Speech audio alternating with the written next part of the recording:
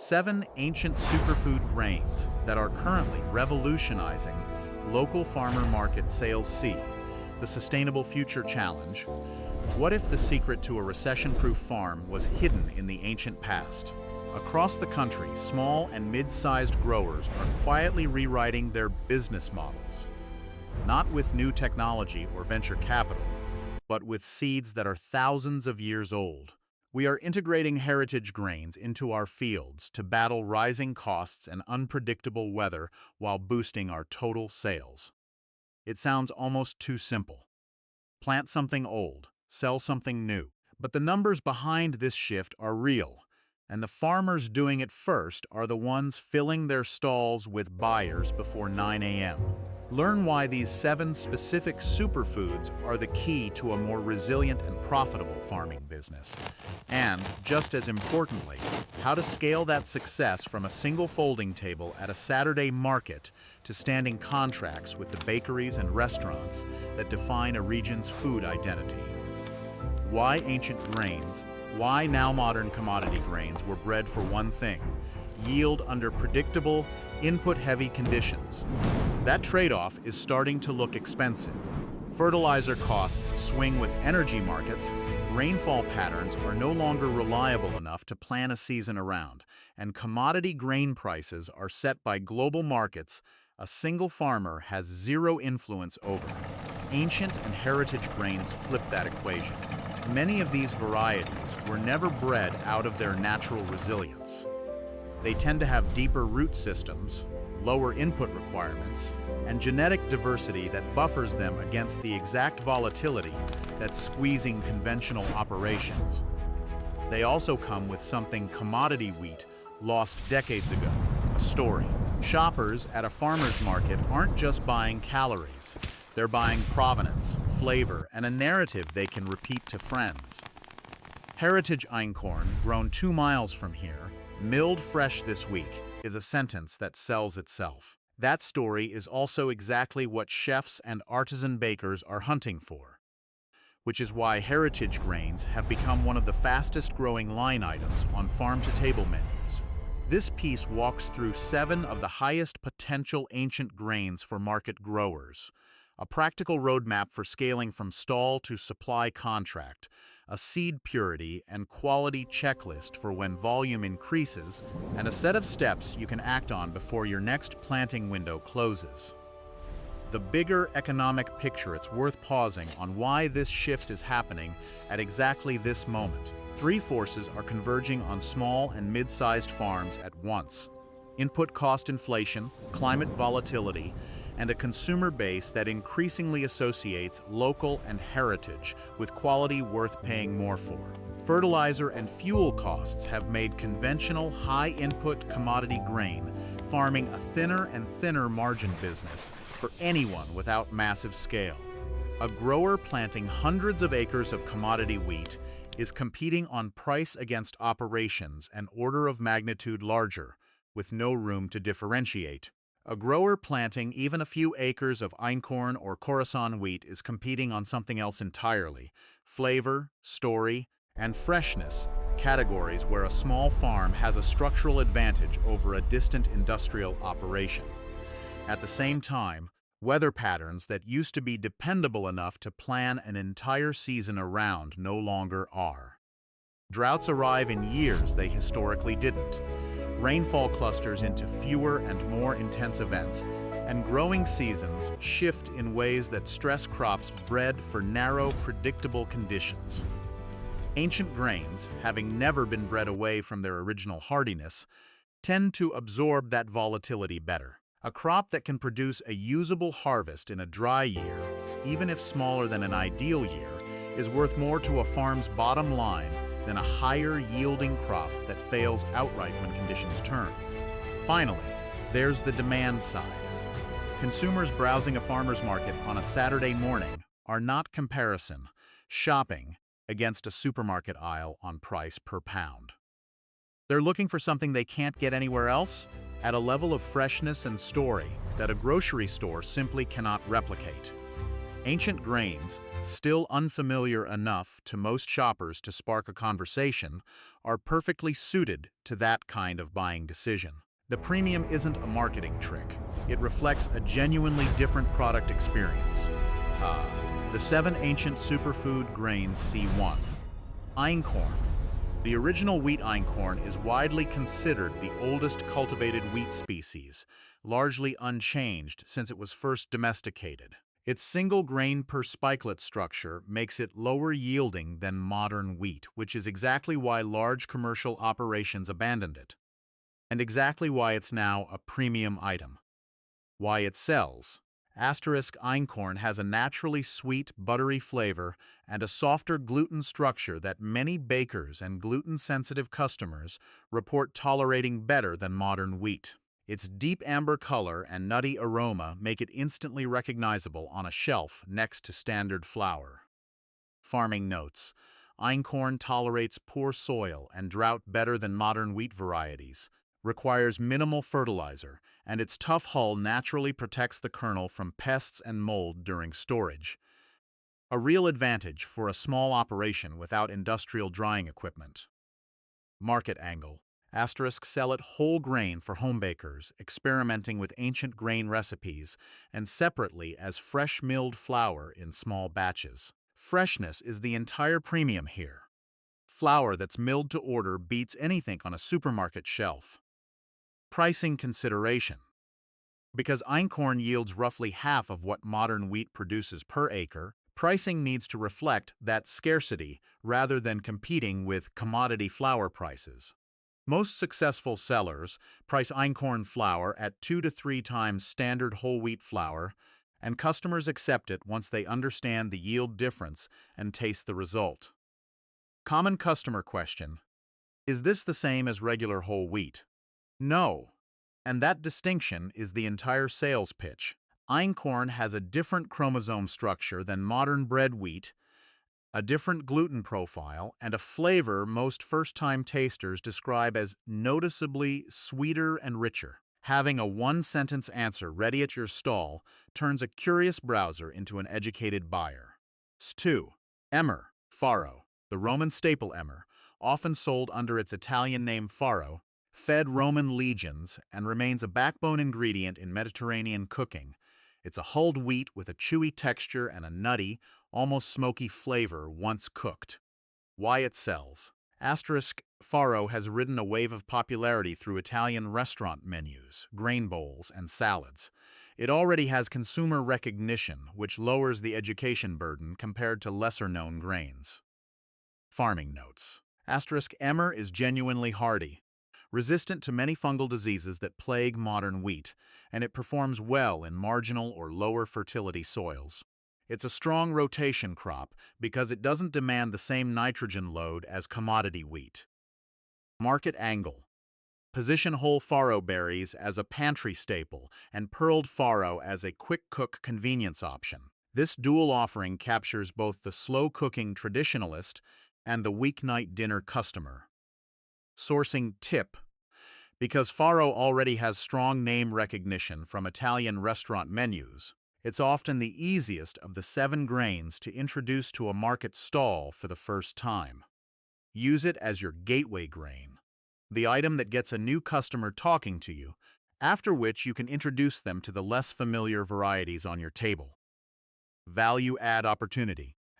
Consider offering a simple farro salad mix. Whole grain farro pre-portioned with a small recipe card for a grain bowl or salad. Prepared or semi-prepared offerings routinely outsell raw ingredients at markets where customers are shopping for that week's meals rather than pantry stock.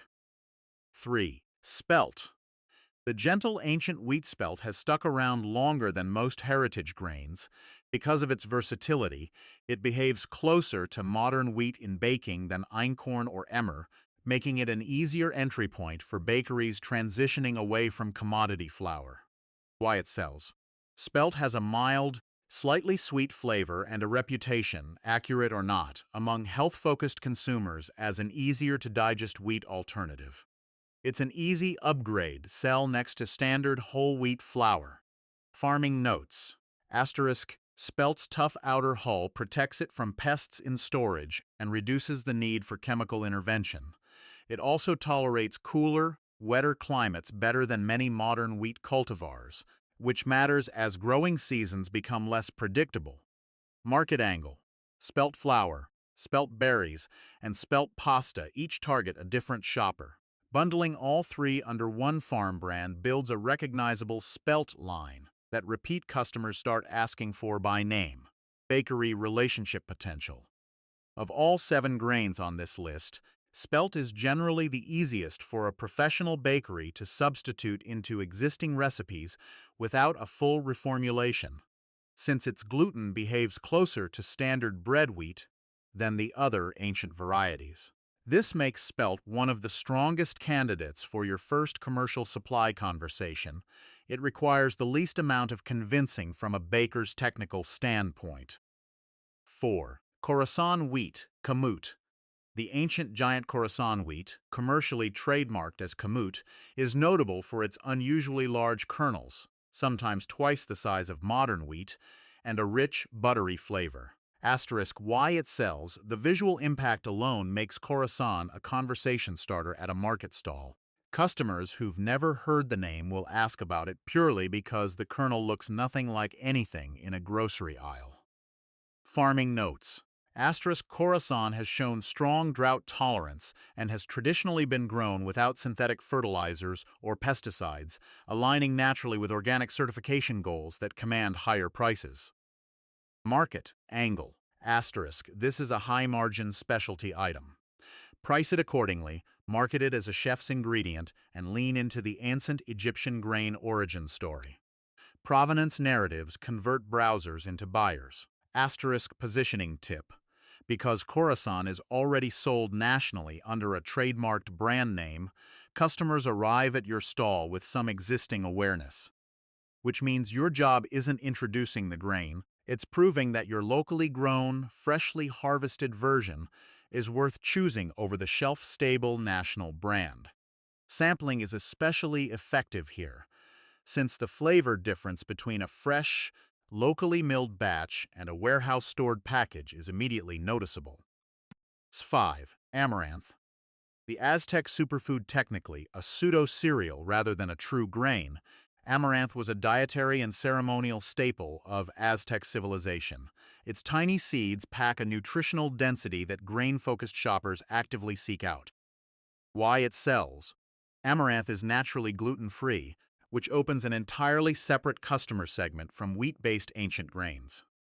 It also pops when heated, similar to popcorn, which makes for an engaging in-person demo at a market stall. Few things sell better than a live sample. Farming notes. Amaranth is remarkably heat and drought tolerant, grows well in poor soil, and produces a large seed yield per plant. It's also an efficient crop for growers with limited acreage, since a small plot produces a meaningful harvest. Market angle. Asterisk sell popped amaranth as a ready-to-eat snack alongside raw seed for cooking. The snack format creates impulse purchases. The raw seed builds the repeat, cook-at-home customer base. Demo strategy. Asterisk a small tabletop popper or even a stovetop demo at the stall does more selling than any sign could. Watching amaranth pop in real time, then tasting a handful, converts curiosity into a purchase far more reliably than a written description ever will. Consider this your highest engagement product for slow market mornings when foot traffic needs a reason to stop at your table specifically. Ses 6. Teff, Ethiopia's ancient grain teff, is the smallest grain in the world by seed size, and it's the foundation of Ethiopian injera bread. Its rise in Western markets has been driven largely by the gluten-free and whole grain movements. Why it sells.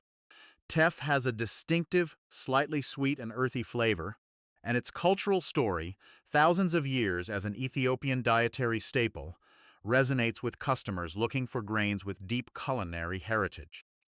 Farming notes. Asterisk teff is exceptionally drought-resistant and can be harvested in a short growing window, making it a strong candidate for a second planting within a single season in the right climate. It also requires relatively little water compared to commodity grains. Market angle. Teff flour appeals to gluten-free bakers. while whole teff grain appeals to the growing porridge and ancient grain bowl trend. Pair the product with a simple recipe card at your stall. Unfamiliar grains sell far better with an immediate use case attached. Cultural authenticity angle. Asterisk, if there's an Ethiopian or East African community in your area, teff can become a genuine bridge product. Connecting your farm to a customer base actively seeking a domestic source for an ingredient they previously had to buy imported. That relationship, once built, tends to produce some of the most loyal repeat customers of any product on this list, since imported teff is expensive and inconsistent in quality. Saw 7. Sorghum. The resilient survivor sorghum has quietly become one of the most talked about ancient grains in American agriculture, largely because of its exceptional drought tolerance and its role as a naturally gluten-free alternative. Why it sells. Sorghum flour has become a staple in gluten-free baking, and whole sorghum grain has found a following among home cooks looking for a chewy, versatile rice alternative. Farming notes. Sorghum is one of the most drought-tolerant cereal crops available, requiring significantly less water than corn while producing comparable yields in hot, dry conditions, a genuine hedge against increasingly erratic weather. Market angle. Offer sorghum flour, whole grain sorghum, and even sorghum syrup as a farm-made specialty product. The syrup in particular can become a signature item that's difficult for larger competitors to replicate at scale. Asterisk climate resilience angle. Asterisk. In regions facing increasingly frequent drought years, sorghum deserves a place in your rotation even before it becomes your top seller. It functions as an insurance crop. In a season where other varieties underperform due to lack of rainfall, a healthy sorghum harvest can carry your total farm revenue, while your more delicate ancient grains recover the following year. Scaling your heritage harvest, getting a following at a weekend market is one milestone. Turning that following into a supply relationship with a bakery or restaurant is a different challenge entirely, one that rewards planning far more than luck. Say the roadmap. From market stall to standing contracts, stage 1. Prove the product at the stall asterisk. Before approaching any commercial buyer, you need a track record. Spend at least one full season selling directly to consumers. Track which grains sell fastest, which products get repeat customers, and which questions buyers ask most often. This data becomes your pitch later. Pay particular attention to which items sell out first, since that's the clearest possible signal of unmet demand you can point to when talking to a commercial buyer later. Keep a simple log after every market day. Even a few lines noting which products moved fastest and any specific feedback customers gave, because that log becomes the evidence base for every decision that follows. Asterisk stage 2. Document everything commercial buyers, especially chefs, want consistency they can plan a menu around. Start keeping simple records, planting dates, yield per acre, moisture content at harvest, and any milling or processing steps. This isn't bureaucracy for its own sake. It's the foundation of the trust a bakery needs before committing to a supplier. A chef building a seasonal menu around your flour needs to know, months in advance, whether you can reliably deliver the volume and quality they're planning around. Documentation is what turns your word into something a business can actually plan against. Stage 3. Identify the right first buyers. Not every high-end bakery is a good fit. Look for businesses already marketing local or heritage ingredients on their own menus. They've already done the work of building a customer base that wants what you're growing. A phone call or an in-person visit with a small sample bag works far better than a cold email.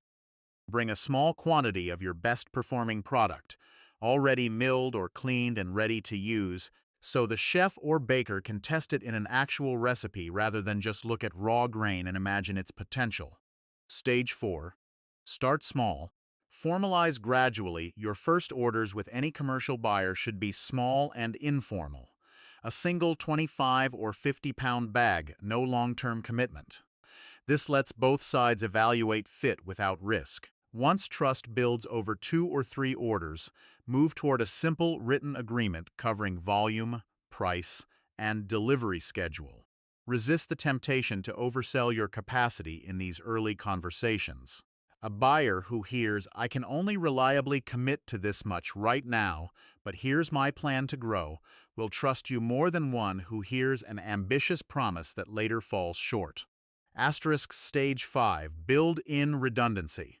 As soon as you have more than one commercial buyer, plan your planting around meeting multiple obligations reliably. A single bad harvest shouldn't mean broken promises to every account. This is where crop diversification across your 7 grains becomes a genuine business advantage. Not every grain fails in the same season or weather pattern. Consider staggering planting dates across varieties where your climate allows, so that a single weather event, a late frost, an early heat wave, doesn't threaten your entire season's commercial commitments at once. Asterisk Stage 6. Formal supply agreements, once volume and trust are established, move to season-long or year-long agreements with agreed pricing, minimum and maximum volumes, and quality specifications. This is the point where farm income starts to look predictable rather than market day dependent, and predictability is what actually makes a farm operation resilient to recession and rising costs. At this stage, it's also worth having a simple written agreement reviewed by someone familiar with agricultural contracts in your area, since verbal understandings that worked fine for a 50-pound trial order rarely hold up once real volume and money are involved. Common pitfalls. When scaling growers who move too quickly through these stages tend to run into the same handful of problems. Overcommitting on volume before yield is proven is the most frequent. It's tempting to promise a bakery more than you can reliably deliver in order to win the account, but a single missed delivery early in a relationship can undo months of trust building. Underpricing to win the first account is a close second. A low introductory price feels like a smart way to get a foot in the door, but raising prices later on an existing buyer relationship is far harder than starting at a sustainable number. And finally, neglecting the direct-to-consumer stall business while chasing commercial accounts is a mistake that catches many growers off guard. Your farmers market customers are often your most loyal, highest margin revenue stream, and they shouldn't be treated as a stepping stone to abandon once commercial buyers arrive. Checklist. Maintaining seed purity and crop quality. As you scale, ancient grains earn their premium price because of authenticity and quality. Losing either as you scale up production is the single fastest way to lose a commercial account. Use this checklist each season. Asterisk Seed purity. Source seed stock only from certified heritage seed banks or verified prior harvests. Never mix seed lots of uncertain origin. Maintain isolation distance between different grain varieties to prevent cross-pollination, particularly important for open-pollinated ancient varieties. Save a portion of each season's seed stock separately, clearly labeled by variety and harvest year, as a genetic backup. Rotate which field sections grow which variety to prevent volunteer plants from prior seasons contaminating a new crop. Periodically send seed samples for genetic verification if supplying buyers who require documented varietal purity. Asterisk, crop quality. Test soil conditions each season rather than assuming prior year results still apply, especially as acreage expands into new fields. Standardize harvest timing based on moisture content testing, not just calendar dates or visual estimation. Invest in proper post-harvest drying and storage as volume increases. Quality loss most often happens after harvest, not during growing. Keep a consistent milling protocol if selling flour, since inconsistent grind size is one of the most common complaints from professional bakers. Batch test a sample from every harvest lot before it goes to a commercial buyer, and keep records tied to that specific lot number. Build relationships with a backup mill or processing facility so a single equipment failure doesn't jeopardize delivery commitments. Set clear rejection criteria in advance: moisture content, foreign material, discoloration, so quality decisions aren't made under pressure during a busy harvest. Following this checklist isn't just about avoiding a bad batch, it's about protecting the reputation that took an entire season to build. Consider printing a shortened version of this checklist and posting it in your storage or processing area, where whoever handles harvest and milling can see it daily. The farms that scale successfully treat quality control as a daily habit built into the workflow, not an occasional inspection. By the time a problem is visible to the eye, it has usually already affected an entire storage bin or milling batch, not just a handful of kernels. It's also worth building a simple traceability system as volume grows. Even something as basic as a notebook linking each harvest lot to its field location, planting date, and processing date. If a quality issue ever does surface after a batch has already shipped to a commercial buyer, being able to trace it back to a specific lot lets you isolate the problem instead of casting doubt on your entire operation. Actionable steps. Implementing these 7 grains, this planting season reading about resilience is one thing.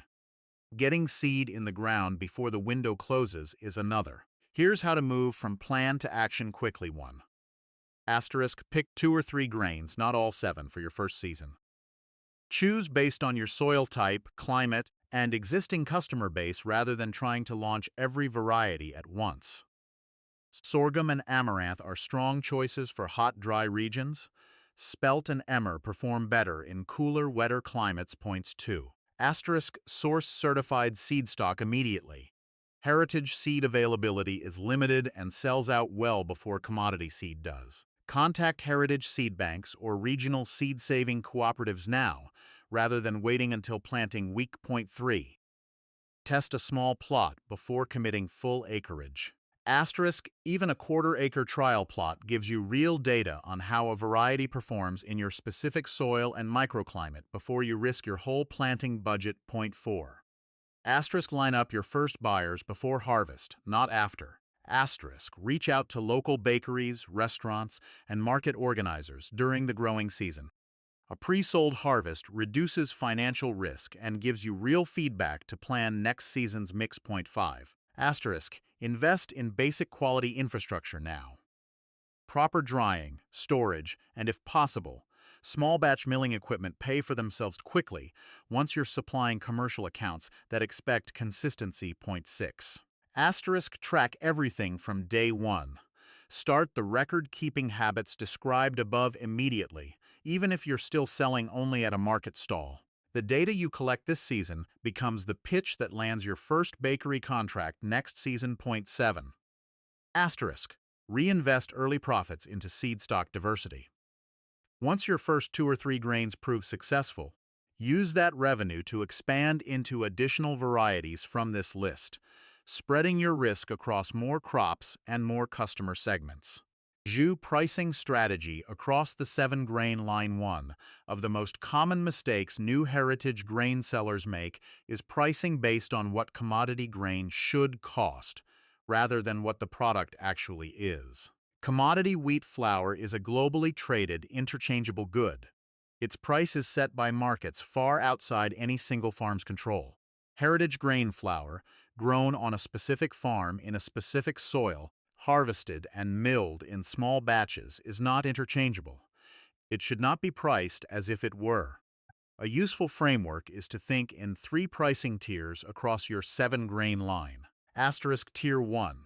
Familiar entry points: farro, spelt. Price these at a moderate premium over commodity equivalents, since customer education is minimal and volume can be higher. These products bring new customers to your stall. Tier 2. Distinctive specialty items: einkorn, khorasan, teff. Price these at a significant premium, reflecting both lower yield per acre and the flavor and story differentiation that justifies the cost to an educated buyer. These products build your farm's identity and reputation. Tier 3.